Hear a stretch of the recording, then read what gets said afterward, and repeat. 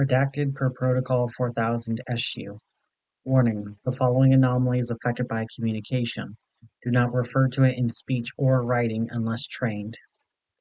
Item number: restricted per Protocol 4000 SU. Object class: header.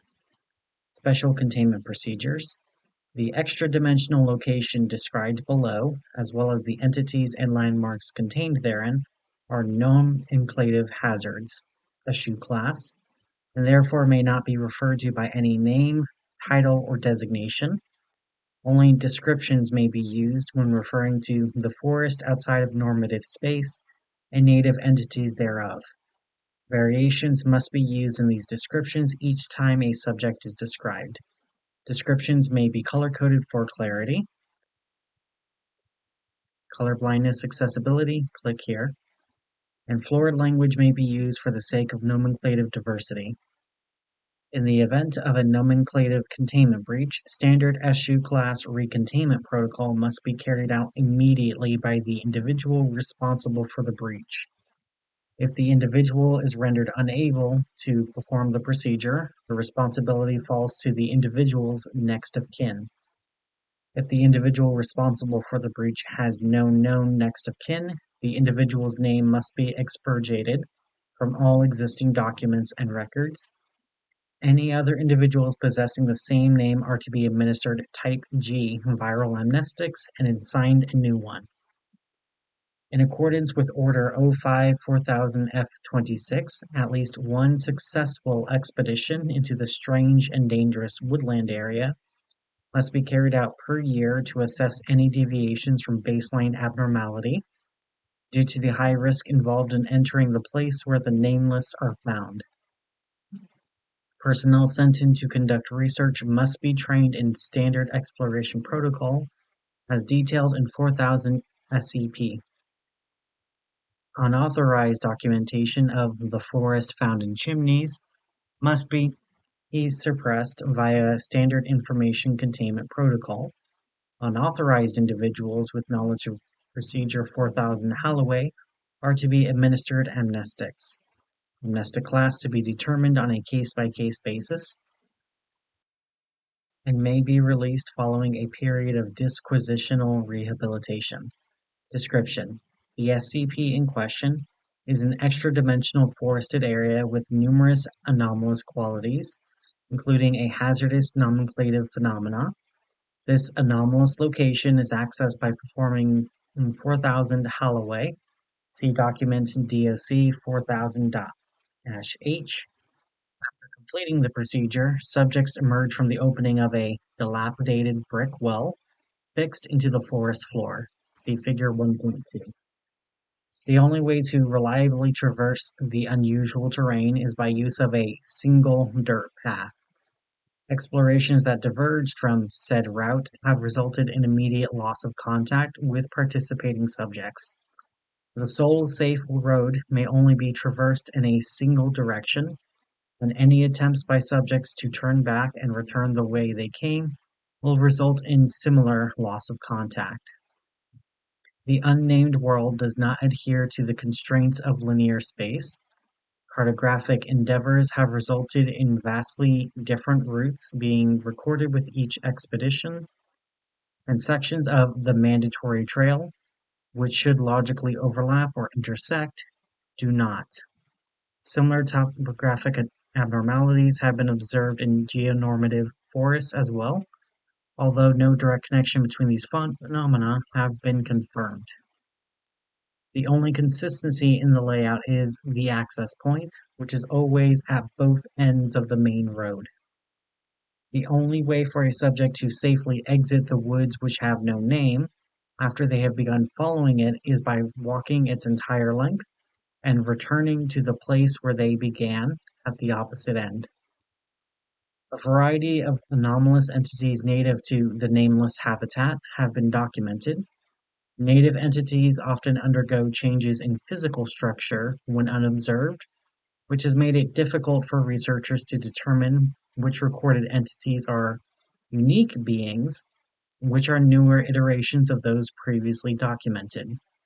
Entities claim they have no control over these changes and frequently express dissatisfaction when they occur.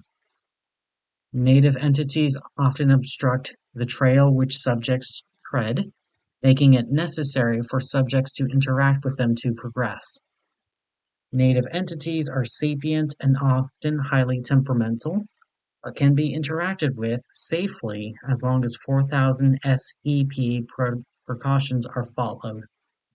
Rare occasions have been recorded where native entities appear inherently inimical toward human life. Consequences for disregarding these precautions will vary depending on the personality of the offended entity. Degrees of retribution encountered by research subjects have included verbal rebuke, acts of violence, and anomalous alteration of the subject's physical, conceptual, or nomenclative attributes. Various anomalous phenomena may occur when consistent nomenclature is applied to the realm of the unnameable, its native entities, or its landmarks. These phenomena are still poorly understood, partially due to the prohibition of nomenclative experimentation under Order 05-4000-F26. Documented nomenclative phenomena have included episodic cluster headaches among subjects exposed to effective nomenclature, visual and auditory hallucinations among exposed subjects, usually involving environments or entities described by nomenclature. Gustatory hallucinations and phantasmia have been reported in a small subset of cases. Sudden onset of psychogenic amnesia among exposed subjects, development of non-human physical characteristics among exposed subjects, such as feathers and pollen sacs, the development of biological components in non-biological mediums where nomenclature is written or recorded, sudden involuntary transport of exposed subjects to the wilderness of unnamed things without the use of Procedure 4000 Halloway, manifestation of various flora within indoor spaces where nomenclature was used, sudden transport of native entities to areas where nomenclature was used, biological fusion of exposed subjects and native entities, biological fusion of native entities in architectural spaces where nomenclature was used, extreme iron deficiency in exposed subjects with an absence of expected negative side effects. Order 05-4000-F26 was ratified by the Overseer Council in 1954. A 1970 amendment requires that 05-4000-F26 receive unanimous endorsement from the Council every 10 years in order to remain in effect. To date, no Overseer memos regarding 05-4000-F26 have been disseminated to lower clearance levels. Notable containment breaches. Accessing content, please buy. Request Notable CB. Access granted. The following are examples of anomalous phenomena observed during nomenclative breaches. Breach date 9 June 1954. Named subject, the glade of which we seldom speak. Summary: initial discovery and subsequent breach took place in an abandoned home in rural Connecticut. Circumstances of the discovery are unclear due to the lack of surviving personnel, but a general timeline of events have been established. Timestamps are in standard NATO format. The Hollow of Unspoken Titles is discovered and given a temporary Type E designation. Archaic object class used as a preliminary designation for newly discovered anomalies still in an unsecured state. Designation by Field Agent Garrett Bradley, creating nomenclative breach. Field Agent Maura Denoti enters the land beyond the flue and is never recovered. Agent Bradley begins to gradually sink into the hardware floor. Nearby agents flee the area. Soon after exiting the house, all agents are suddenly rendered immobile, with the exception of Timothy Woods, who is not aware of the Type E designation. Immobilized agents vocalize distress as their torsos elongate. Elongation ceases after agents have reached a height approximating that of a chimney, where procedure 4000 Holloway was performed. Smoke expels from their facial orifices. Timothy Woods reports these developments via radio to Site-8. Secondary breach is caused when Timothy Woods repeatedly uses the phrase, the redacted, to describe the world where words have power. Timothy Woods states that he sees his name in the trees. Site-8 personnel press Timothy Woods for further information. Timothy Woods attempts to orally consume his radio and soon expires from internal injuries. Timothy Woods' correspondents in Site-8 are observed suffering from severe headaches and placed under quarantine. Ostial protrusions resembling tree branches emerge from the orbital cavities of quarantined Site-8 personnel. Personnel report no physical discomfort, despite exhibiting full globe luxation in both sockets. Afterward, nomenclative anomaly eventually discovered after numerous cycles of multivariable D-class exposure to affected Site-8 personnel. Breach date, 22 December 1955. Named subject, the footpath which loops around the entire area. Summary: Desk completed the first successful exploratory mission in the grove beneath nameless stars and was immediately quarantined. After exhibiting no anomalous effects for 72 hours, Desk was then allowed to write an account of his experiences. When researchers returned to check on his progress, Desk had vanished. Traces of soil and human tissue were later found in the pencil, paper, and Harvey Mansfield Desk had used in his writing. Breach date, 19 August 1958. Named subject, the native entity that sits atop a throne of bones and cradles a flaming child. After completing an exploratory mission, Field Agent Ethan Mercy used the same epithet several times when describing a particular native entity. Several minutes later, he complained of severe nausea and began to vomit blood and bone marrow. Over the course of several hours, Agent Mercy was reported to have somehow orally expelled most of his bones. Personnel throughout Site-8 experienced auditory hallucinations of a woman's laughter for the next several days. Breach date, the 4th of March, 1966. Named subject, the native entity that resembles a feathered lion with a skeletal ram's head. Summary: College student Vanessa Hayworth attempted to check on numerous medical facilities in and around Portland, Oregon, complaining that her head had become covered in flesh, despite exhibiting no signs of unusual tissue growth. She is eventually detained by Foundation investigators and found to be in possession of a book that described, among other things. Full content of the book I restricted to Level 5 personnel under Order 05-4000-F26.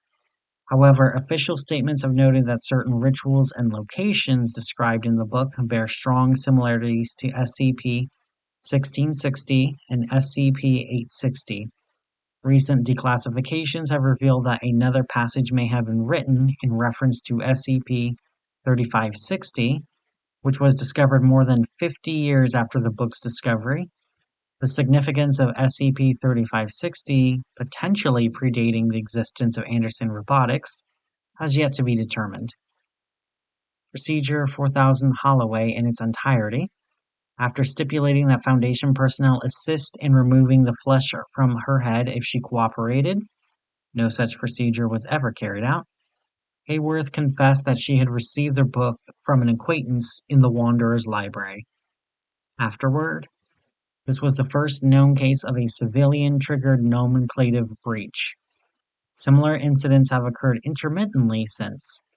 In 2012, a native entity was photographed that superficially resembled a young Hayworth, figure 1.1, more than 2 decades after Hayworth died in Foundation custody. Breach date, the 30th of October, 1992.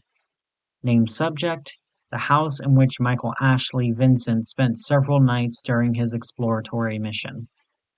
Summary. Agent Michael Ashley Vincent, who had completed an exploratory mission several years prior, used the possessive phrase, blank house, several times, while recounting stories to 2 of his colleagues who did not have names. This statement has been flagged for potential memetic corruptions. I don't care what the records say. After 30 years in the Department of Memetics, you learn when to follow your gut. And right now, my gut is telling me that there's something off about this. Dr. Storm. Sometime later, a large brick building manifested inside Site-8, intersecting with existing architecture. Michael Ashley Vincent's headless body was found inside, seizing violently, and fused at the neck to a light fixture made of elk antlers. His face, which did not appear animate, had it enlarged to take up the entire surface area of the building's floor. Field agents sent into the face's mouth found that it did not possess a full digestive tract. However, Michael Ashley Vincent's nameless colleagues were reported to have been conjoined with its uvula. 4000 Holloway. Request Doc 4000-H. Access granted. 4000 Holloway. The following is a censored list of instructions for accessing the horizon beyond labels. Certain steps have been omitted in this version of the document. Phrases and counterphrases at the end of the procedure will differ depending on the subject's type category. The oldest child in their family, type 1, the middle-born, type 2, or the youngest/only child, type 3. Using organic kindling, start a steady flame within any indoor fireplace. Combine the powdered bones of a male red fox, Vulpes vulpes, any age, an adult male lion, Panthera leo, and a baleen whale, Mysticeti, any age, any gender. Cast the mixture into the fire. Take an easily burnt personal possession of a strong sentimental value and allow the fire to consume it. Carefully release 3 feathers from any black-plumed bird of the genus Corvus over the fire and allow the smoke to carry them up to flue. If the fire begins to emit vocalizations, respond with the appropriate counterphrase. See phrases and counterphrases below. If correct statements are given, the fireplace will expand and the ladder will descend. The fire will be harmless. If incorrect statements are made for any reason, immediately apologize and do not attempt Procedure 4000 Holloway again at any point in the future. Note: individuals who are present during Procedure 4000 Holloway, but were not the one conducting Procedure 4000 Holloway, must not respond to vocalizations or approach the active fireplace under any circumstances. Phrases and counterphrases. Variant 1, Type 1 subjects. Phrase: these woods have rules. Counterphrase: or so they say. And if you break them, a price I'll pay. Variant Type 2 subjects. Phrase: is someone there? Counterphrase: there's only me. Phrase: and who are you? Counterphrase: I guess you'll see. Variant 3, Type 3 subjects. Phrase: what do you seek? To walk the trees. Now mind your manners. To walk them, please. End Doc 4000-H. 4000 SCP. Accessing document, please stand by. Request Standard Exploration Protocol. Access granted. Note: the following is a truncated list containing only instructions that are crucial to survival. Personnel assigned to explorative duties must also familiarize themselves with 4,000 SCP-3 through 8 before embarking. 4,000 SCP-1 General Guidelines for Exploration. You must be equipped with a standard Foundation expedition pack prior to entering the place where names are not allowed. Do not consume any food other than the rations included inside the standard Foundation expedition pack. Do not bring firearms into the dimension of trees under any circumstances. Type 1 subjects must avoid accepting or directly handling that which can be considered a valuable resource. This includes, but is not limited to, forms of currency, precious metals and stones, objects imbued with useful anomalous properties, and well-crafted weaponry. Type 2 entities must avoid any native entities that regard the subject with affection or romantic attraction, and must not give the appearance of reciprocating these feelings in any way. Statements made by a native entity which profess affection or romantic attraction for a Type 2 subject are false. Type 3 subjects must avoid partaking in activities that are commonly considered frivolous, luxurious, or physically comforting. This includes, but is not limited to, dancing, smoking, playing with toys, drinking anything other than water, listening to music, and sleeping on a padded surface. Structures encountered along the way you must travel may be entered after knocking at the entryway. Leave the structure from where you came. If entering uninvited, do not be discovered. If you fall asleep in the woods where rules are paramount, record your dreams. A journal is included in your expedition pack. If you encounter any landmarks or entities similar to a dream you recorded, treat the dream as fact. 4,000 SCP-2 Guidelines for interacting with native entities. Greet native entities with any formal salutation. Examples of acceptable greetings: good morning, hello, pardon me. Examples of unacceptable greetings: hey, yo, what's up? Before engaging in conversation, if female, bow or curtsy. Speak in a cordial tone of voice. Do not make any statements that you know to be false. Do not make disparaging comments about native entities while in their presence. Say please and thank you when appropriate. Refer to and address native entities using descriptions of their physical appearance per Protocol 4000 issue. Do not refer to any native entity by a name, title, or designation, even if it introduces itself with such. Do not state your name, nickname, code name, alias, or any personal designation when in the presence of a native entity. If a native entity offers to assign you a name, title, or designation, politely decline. If a native entity makes a statement in which it addresses or refers to you by a name, title, designation, or anything other than a physical description, ignore the statement as though it had not been spoken. If pressed for information that is considered confidential, refuse, briefly apologize, and bow. If a native entity appears to require your assistance, consider its appearance before choosing to help. If the entity appears threatening, do whatever is necessary to aid it. If the entity appears attractive or harmless, do not approach it. Always feed a native entity if it is hungry. This overrules 2.12.b. Do not attempt to mount any bestial entities you encounter unless it has earned your trust and given you its consent. If you are offered a physical gift, receive it with both hands. Do not discard this gift, even if it appears to have no use or value. This is overruled by 1.04. If a native entity offers you a non-physical gift or attempts to initiate a trade, politely decline. You may accept food offered by native entities and offer that food to other native entities you encounter, but do not consume it yourself.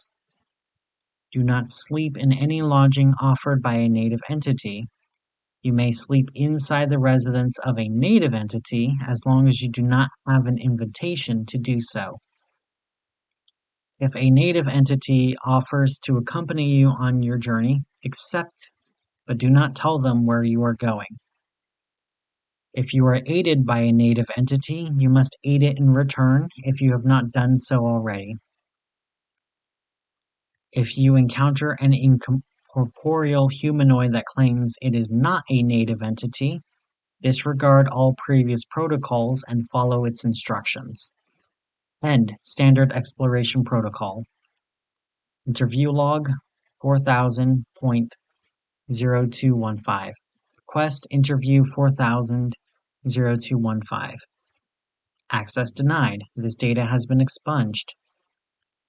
Request Interview 4000.0215.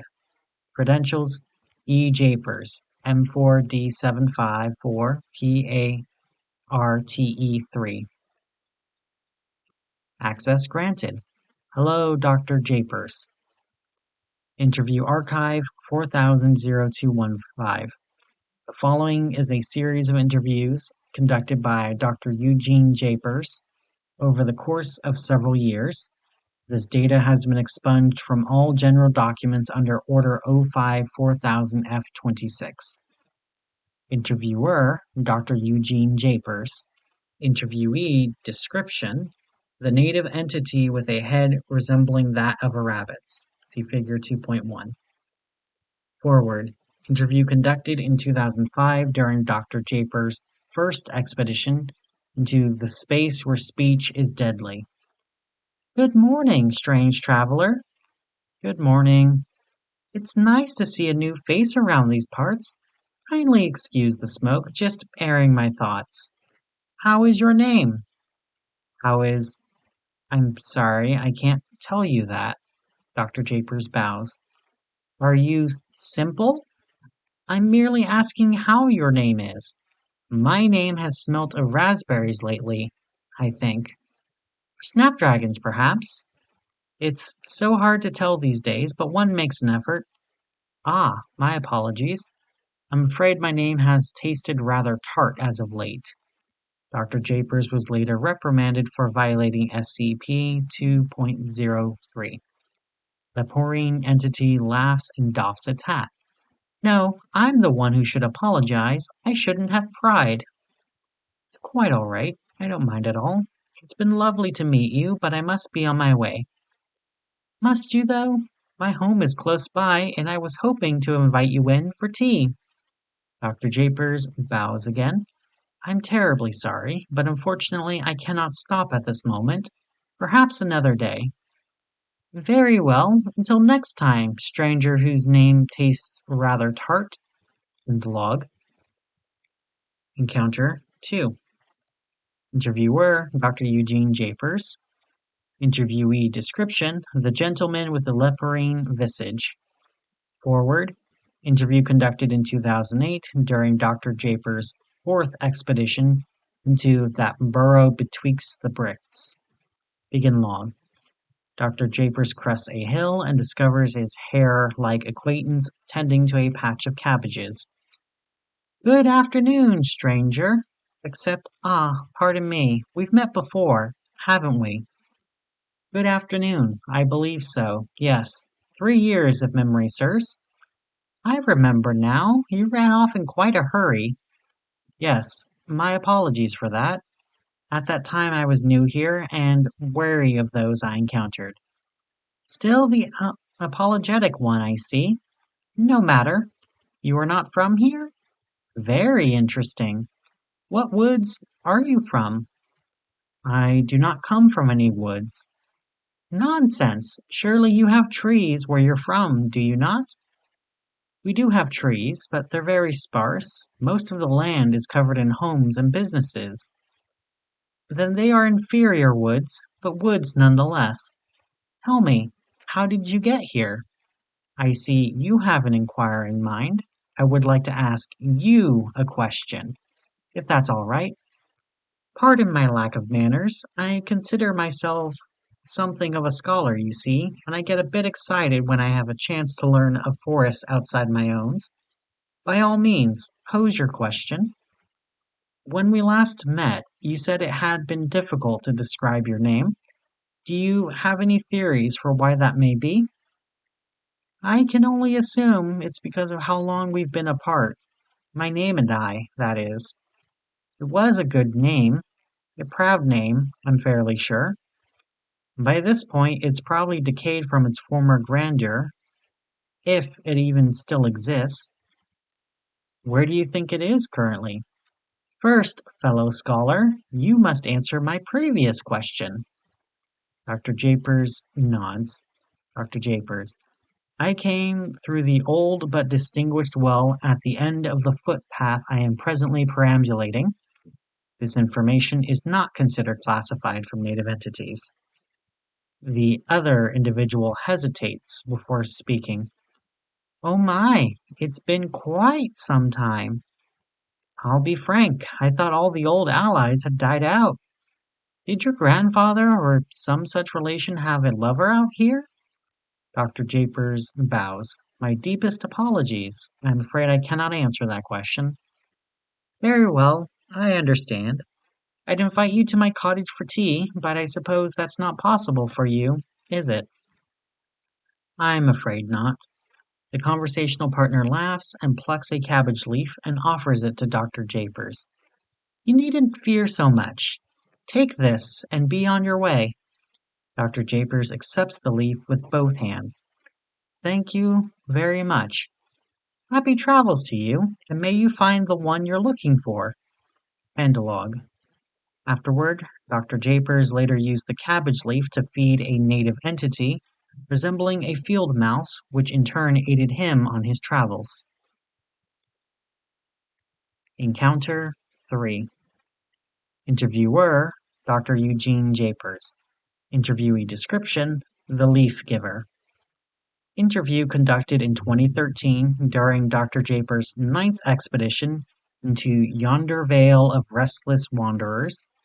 Due to the unique knowledge that the one who bore the gift of cabbage seemed to possess about our world, Dr. Jappers was instructed to conduct a more thorough interview should it be encountered a third time. Additionally, Dr. Jappers was granted special permission to make false statements for the sake of facilitating conversation, as his first encounter showed the fluffy one to be susceptible to deceptions. Begin log. Traveling along the way of weary adventurers, Dr. Jappers encounters a small white cottage with a thatched roof. A small opening in the shape of a rabbit's head is cut into the front door. Dr. Jappers approaches it and knocks. Hello, is anyone home? Yes, 1 minute. Exactly 1 minute passes, the door opens. Ah, we meet again. Please, come in, come in. Dr. Jappers is led inside. The interior is sparsely decorated with wooden furniture and needlework. You have a lovely home. Ha! You have a lovely sense of humor. The homeowner hurries to the kitchenette in the corner and begins preparing a kettle. No, really, I think it's charming. I suppose it was just meant to be until things cooled down on the other side, but, well, you know, I'm afraid I don't know. Would you like some help? No, no, no, no, no, no. You just have yourself a seat at the table over there, while I get the tea ready for us. Dr. Jappers draws a chair and seats himself. You're most generous, but I don't think my digestion will permit it. Oh, poor fellow. Well, I find the presence of tea to be a comfort in any case. You are most kind. Tell me, could you explain by what you meant by cooled down? His furred host turns the stove on and stares out a window cut into a similar shape as the hole on the door. Your relations didn't tell you the full story, I suppose, about the turmoil that drove us here? Turmoil? Was there a war? The tufted one sighs. Isn't there always? My grandparents did tell me there were wars, but I never knew of one with you and your kind. It doesn't surprise me. There are very few even in these woods that still remember. Memory is the burden of the old, I suppose. But yes, when I was a young lad, in a form very different from the one I possess now, I lived on the other end of the well. It's where I was born, where I grew up, and if I dare to dream, where I will someday return. Why don't you then? The kettle whistles. I can't, not unless I know I could be welcomed back. The maker of the tea pours a cup and seats itself across the table. I'm sure you don't know this, since they keep themselves hidden, but there are those who would destroy me at the nearest chance. Ah, my apologies. These are dark memories. I'm sure you don't want to hear about them. The teller of the story sips its tea. No, please go on. These things are of interest to me.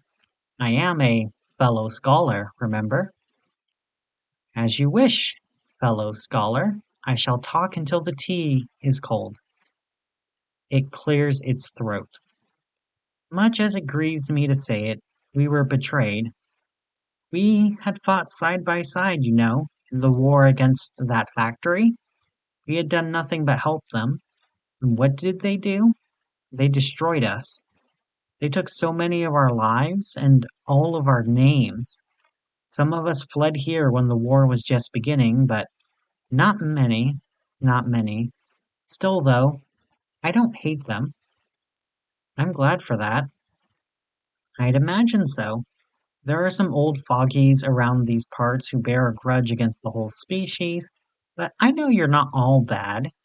There were many who sheltered us, fought for us, even died for us. Some came to live here amongst us, rest their souls. I, myself, courted a human once upon a time. He came to visit a time or two, but I never saw him after that. I still wonder now and again if he fell at the hand of an unkind neighbor, or if he merely stopped caring to see me. But it's no matter now. I apologize for prattling on about old flames. Certainly such things are of no interest to you, fellow scholar. On the contrary, I'd like to hear more about these stories. The life of you and your people is of great interest to me. I'm sure it is, fellow scholar. A strong breeze moves through the house. Neither party speaks for half a minute. The rabbit person who lives there grunts and places a hand on its head as if in pain. Dr. Jappers places his hand against the teapot. It appears the tea has gotten cold. I think it's time I took my leave. What? You're leaving? I should leave too, then. Dr. Jappers rises from the table. No, no, no, no, no. I'll be going alone, thank you.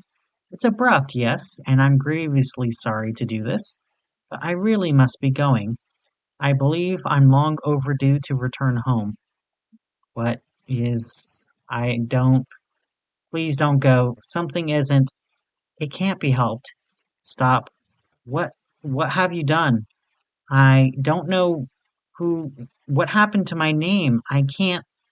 Dr. Jappers quickly exits the house. His former companion whimpers and looks at its hands as he leaves.